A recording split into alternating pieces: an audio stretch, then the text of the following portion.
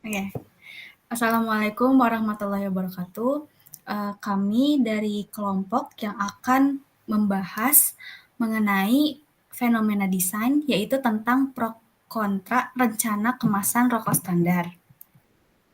Nah, untuk anggota kelompok sendiri, ada Rohim Hidayat, ada saya Giska Alfiarimala, ada Muhammad Nuzul Akbar, ada Sasmita Puspahapsari, dan ada Retno Apriani. Kemudian dari konten yang telah kita analisis sebelumnya, itu ada beberapa isi dari yang akan kita sampaikan pada hari ini. Nah, yang pertama yaitu ada 7 topik terkini, yaitu mengenai pencarian fenomena yang telah kita kumpulkan. Kemudian ada juga topik utama, yaitu pro kontra rencana kemasan rokok standar, dan ada juga brainstorming dan kajian literatur. Kemudian ada metode penelitian yang sering digunakan dalam beberapa kajian artikel, jurnal, kemudian ada website juga, kemudian ada kajian literatur berdasarkan konteks, pertanyaan yang belum terjawab atau dari website-website atau buku dan artikel yang telah kami temukan, kemudian ada rumusan masalah yang nantinya akan kami teliti lebih lanjut. Untuk selanjutnya akan dijelaskan oleh teman saya. Kemudian ada 7 topik yang sudah kita kumpulkan. Itu yang pertama ada penggunaan AI pada nomor urut 2. Kemudian yang kedua fenomena lorem ipsum sebagai template media interaktif Kemhan. Yang ketiga warna merah pada logo fast food dan dampaknya terhadap persepsi konsumen. Yang keempat desain jersey Erspo dihujat. Desainer Ernanda Putra yang problematik dan anti kritik. Kemudian yang kelima ada tren foto booth dan dampaknya pada karir fotografer profesional di era digital. Yang keenam rencana Kementerian Kesehatan menyeragamkan kemasan rokok. Dan yang terakhir ada maraknya desain yang tidak inklusif atau tidak mempertimbangkan keberagaman pengguna. Kemudian dari 7 topik ini, kita memilih satu topik utama yang akan kita bahas, yaitu nomor 6, rencana Kementerian Kesehatan menyeragamkan kemasan rokok. Sebelumnya aku akan jelaskan sedikit tentang rencana dari pemerintah untuk wacana yang satu ini.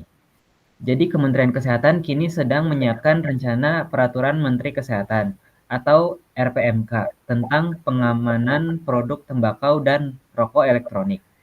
RPMK ini sendiri utamanya bakal mengatur standarisasi kemasan rokok konvensional dan elektronik dalam rangka mencegah bertambahnya jumlah perokok konvensional dan elektronik. Bila peraturan ini terbit, seluruh kemasan rokok konvensional dan elektronik yang dijual di pasaran bakal memiliki bentuk, ukuran, desain, dan warna yang seragam, serta menonjolkan peringatan kesehatan dengan gambar seram, yang wajib berukuran 50% dari luas permukaan kemasan rokok konvensional dan elektronik. Kemudian kita akan masuk ke bagian brainstorming dan kajian literatur yang akan dijelaskan oleh teman saya. Nah, lanjut di sini kita brainstorming dari kajian literatur. Nah, brainstorming ini kita membuat pertanyaan dari 5W1H. Nah, untuk salah satunya ini ada what. Nah, ini ada beberapa pertanyaan yang sudah kita temukan jawabannya di kajian literatur yang sudah kita cari. Nah, yang pertama itu, apa itu plain packaging? Nah, pemerintah melalui Kementerian Kesehatan atau Kemenkes berencana menerapkan kebijakan penyeragaman kemasan rokok tanpa identitas merek atau plain packaging. Nah, plain packaging atau kemasan polos adalah sebuah konsep baru yang diperkenalkan oleh World Health Organization melalui Framework Convention on Tobacco Control dalam menanggapi epidemi tembakau global. Nah, lalu apa saja yang diubah? Secara spesifik, amandemen tersebut berisi penghapusan seluruh aspek promosi pada kemasan tembakau seperti hak cipta, logo, skema, warna, dan imagery.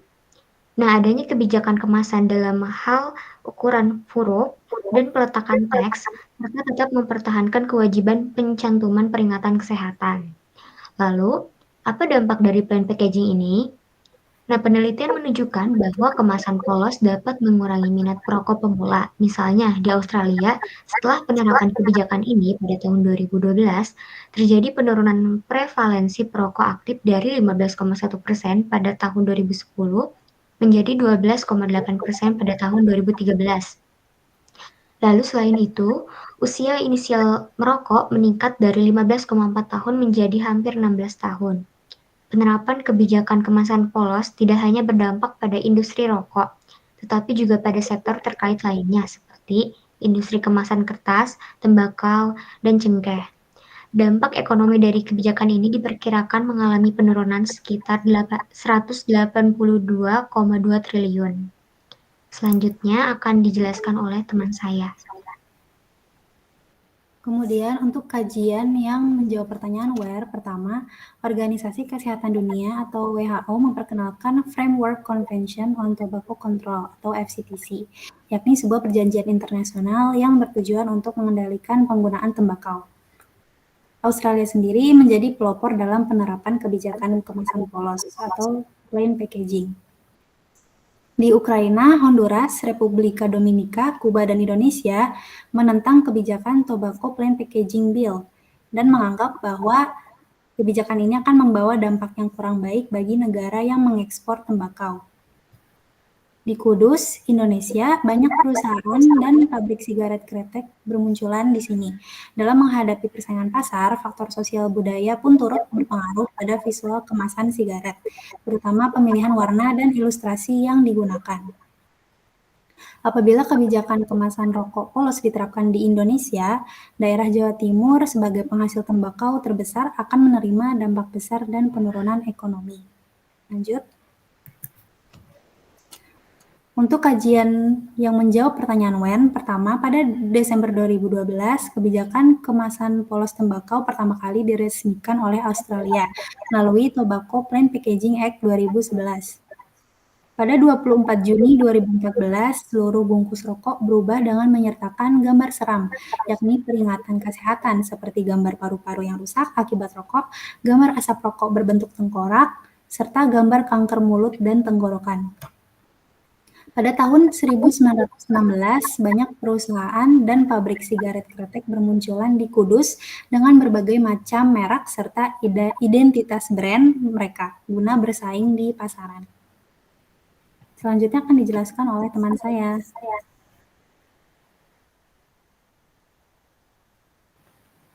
Kemudian untuk menjawab pertanyaan Hu, aku mengambil salah satu sumber literatur dari internet yang mana berjudul Strategi Program Komunikasi Korporasi Studi Kasus pada PT Jarum Pasca Rupiah 81 di tahun 1999. Kemudian pertanyaan yang pertama yaitu siapakah yang paling terdampak? Dalam hal ini menjadi suatu dilema etis untuk pemerintah dalam kondisi di mana bukti ilmiah menunjukkan bahwa penyeragaman kemasan rokok secara signifikan mengurangi prevalensi perokok. Namun secara signifikan juga hal ini tuh dapat merugikan sektor ekonomi, yaitu petani tembakau dan pekerja industri rokok. Kemudian pemerintah juga akan sangat sulit untuk mencapai keseimbangan etis antara melindungi kesehatan masyarakat dan memenuhi tanggung jawabnya terhadap kesejahteraan ekonomi warga negaranya. Untuk pertanyaan yang kedua, pendukung dan penentang. Organisasi-organisasi kesehatan masyarakat, kelompok-kelompok anti rokok, dan sebagian tenaga kesehatan, serta WHO mendukung penuh rencana tersebut karena mereka yakin dampaknya akan sangat signifikan dalam mengurangi prevalensi perokok, terutama di kalangan generasi muda. Sementara untuk industri rokok, Asosiasi Petani Tembakau, dan sebagian pelaku usaha ini menentang rencana tersebut karena dinilai akan membawa dampak buruk pada ekonomi dan potensi peningkatan rokok ilegal dan hak kekayaan intelektual mereka. Kemudian untuk menjawab pertanyaan yang ketiga, yaitu pemegang konflik of interest. Dalam isu dan wacana pemerintah yang satu ini, sebenarnya memiliki potensi konflik kepentingan di antara para pemangku kepentingan dalam kebijakan penyeragaman kemasan rokok, yaitu salah satunya pejabat pemerintah dan politisi, yang mana mereka ini memiliki hubungan pribadi atau keuangan dengan industri rokok tembakau dan industri terkait lainnya. Kemudian dampak dari konflik kepentingan ini dapat berubah kebijakan yang lemah, kurangnya transparansi, dan hilangnya kepercayaan publik, sehingga diperlukan transparansi dalam pendanaan kampanye kode etik yang kuat, serta pengawasan dari masyarakat sipil dan media untuk menjaga integritas kebijakan pengendalian tembakau. Kemudian untuk yang selanjutnya akan dijelaskan oleh teman saya.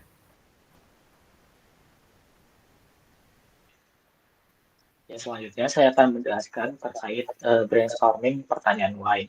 Gitu ya. Untuk pertanyaan yang pertama itu kenapa industri rokok menentang penerapan kemasan rokok standar? Dari penelitian yang dilakukan oleh Habibur Rahman di tahun 2019 mendapati bahwa penelitian tersebut menyatakan bahwa plain packaging dianggap membatasi perdagangan industri rokok gitu ya. Nah, untuk pertanyaan yang kedua itu kenapa negara-negara tertentu lebih cepat menerapkan kebijakan dibanding negara lainnya? Yang dimaksudkan adalah negara Indonesia gitu ya. Dari sumber penelitian Ekawati yang dilakukan di tahun 2019 mendapati bahwa beberapa target kebijakan pemerintah itu belum terlaksana sepenuhnya, terutama target-target yang melakukan kebijakan pada tahun 2015 sampai tahun 2019. Dan untuk pertanyaan yang ketiga itu terkait kenapa desain kemasan rokok berpengaruh terhadap perilaku konsumen, terutama perokok pemula. Ini juga pernah diteliti oleh CDK di tahun 2017 dengan hasil penelitian yaitu ternyata desain kemasan rokok di salah satu merek yaitu merek Sampurna Mild tidak terbukti berpengaruh terhadap emosional ataupun minat membeli produk, tetapi tetap memberikan respon emosional yang positif dari desain kemasannya gitu. Dan untuk pertanyaan yang keempat gitu terkait kenapa pendekatan branding dan desain dianggap memiliki peranan besar dalam pemasaran produk tembakau gitu ya. Dan ini juga pernah diteliti oleh Samikawa di tahun 2021 yang menjelaskan bahwa kemasan pada produk tembakau di Desa Tanjungwangi dianggap berpengaruh terhadap penjualan produk tembakau sebagai produk unggulan desa. Dan untuk pertanyaan yang terakhir itu, kenapa pemerintah tetap mendorong kebijakan ini meskipun mendapat penolakan dari berbagai pihak? Ini juga telah dijawab oleh penelitian Ekawati di tahun 2019 yang menyatakan bahwa pemerintah tetap melakukan kebijakan karena agar dapat melindungi masyarakat, juga sebagai edukasi dan dapat menurunkan prevalensi terhadap rokok pemula. Oke, next. Nah, ini akan dijelaskan oleh teman saya. Selanjutnya akan dijelaskan oleh saya, yaitu mengenai brainstorming untuk pertanyaan how. Nah, yang pertama yaitu bagaimana rencana Kementerian Kesehatan untuk mengatur pengamanan produk tembakau dan rokok elektronik.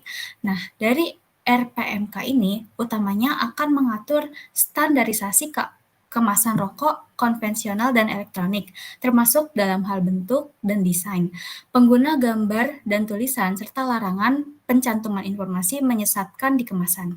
Nah, untuk yang kedua, bagaimana cara membedakan antar brand jika peraturan ini benar-benar diterbitkan? Nah, bila peraturan ini terbit, seluruh kemasan rokok konvensional dan elektronik yang dijual di pasaran akan memiliki bentuk, ukuran, desain, dan warna yang seragam. Yang membedakan hanya nama merek, rokok, dan produsen serta kode produksinya, yang juga mesti dicantumkan dengan bentuk dan ukuran huruf yang seragam. Kemudian ada bagaimana peraturan ini dapat mengurangi jumlah perokok aktif.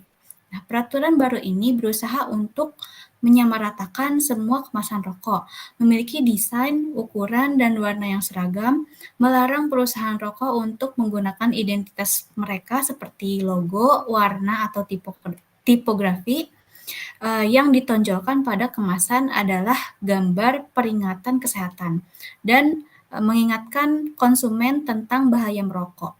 Hal ini bertujuan untuk menghindarkan kesan bahwa ada merek rokok yang lebih sehat atau menarik dan berfokus pada penekanan bahwa semua produk rokok berisiko pada kesehatan, sehingga diharapkan hal ini dapat mengurangi perokok aktif terutama bagi usia 21 tahun ke bawah. Nah, yang terakhir yaitu bagaimana respon dari produsen rokok mengenai kebijakan ini. Kebanyakan produsen rokok menentang dan mengkritik kebijakan tersebut. Mereka merasa kebijakan ini melanggar hak intelektual. Nah, salah satu yang diwawancarai yaitu Benny Wahjudi, Ketua Umum Gabungan Produsen Rokok Indonesia, Gapprindo, menyatakan bahwa hal ini dapat menghapus hak konsumen untuk memahami produk yang mereka beli, serta menghilangkan identitas merek yang telah dibangun selama bertahun-tahun. Produsen rokok juga khawatir bahwa kebijakan ini dapat meningkatkan peredaran rokok ilegal yang kemasannya itu mirip dengan rokok yang legal setelah penyeragaman. Kemudian selanjutnya ada metode penelitian yang sering dan jarang digunakan dan akan dijelaskan oleh teman saya. Lalu untuk metode penelitian yang sering atau jarang digunakan dari kajian literatur yang sudah kita dapatkan untuk menjawab pertanyaan-pertanyaan dari 5W1H ini adalah yang pertama ini pada literatur untuk menjawab pertanyaan what, kebanyakan menggunakan metode penelitian kualitatif serta pendekatan deskriptif kualitatif. Nah, lalu pada literatur untuk pertanyaan when, penelitian menggunakan analisis deskriptif berdasarkan data-data sekunder dan penelitian yang relevan. Lalu pada literatur untuk pertanyaan where, penelitian menggunakan metode kualitatif. Tahap penelusuran data atau peninggalan sejarah masa lampau yang dilakukan menghasilkan penelitian ilmiah yang objektif, sistematis, dan logis. Lalu pada literatur untuk pertanyaan why, penelitian lebih banyak meneliti deskriptif dengan menggunakan pendekatan kualitatif daripada kuantitatif.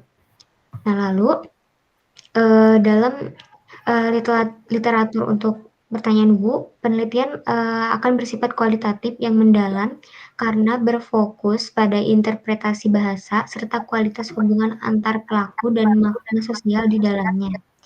Lalu pada literatur pertanyaan how, lebih banyak menggunakan metode penelitian kualitatif daripada studi komparatif dan wawancara atau hasil diskusi kelompok besar. Selanjutnya akan dijelaskan oleh rekan saya. Kemudian adapun kajian literatur berdasarkan masing-masing konteks pertanyaan. Pada pertanyaan what, penelitian banyak berfokus pada aspek sosial dan ekonomi, terutama terkait industri rokok, plain packaging, perilaku konsumen, serta dampak kebijakan pemerintah. Pada pertanyaan when, penelitian menemukan bahwa Australia pertama kali meresmikan tobacco plain packaging. Kini Indonesia sedang mempertimbangkan penerapan kebijakan serupa sebagai bagian dari upaya pengendalian tembakau. Pada pertanyaan where, penelitian menemukan bahwa perkembangan identitas branding rokok di Indonesia telah banyak bermunculan sejak dulu di Kudus. Persaingan pasar serta tekanan dari market menjadikan kemasan merupakan elemen yang akan selalu dipertahankan oleh produsen sigaret. Pada konteks why, penelitian lebih banyak berfokus pada pengaruh kebijakan dan pengaruh desain kemasan dengan populasi penelitian yang kecil seperti konsumen salah satu produk atau produsen produk tembakau di daerah tertentu. Pada konteks who, penelitian akan sangat berfokus dan merujuk pada suatu individu, kelompok, atau organisasi yang terlibat dalam rencana Kementerian Kesehatan menyeragamkan kemasan rokok ini.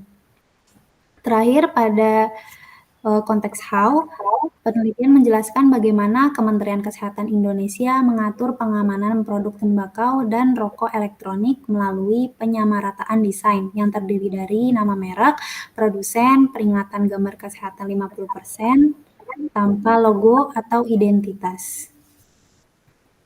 Selanjutnya akan dijelaskan oleh Nuzul. Oke, selanjutnya saya akan menjelaskan tentang gap penelitian yang telah kita dapatkan dari brainstorming yang telah kita lakukan gitu ya.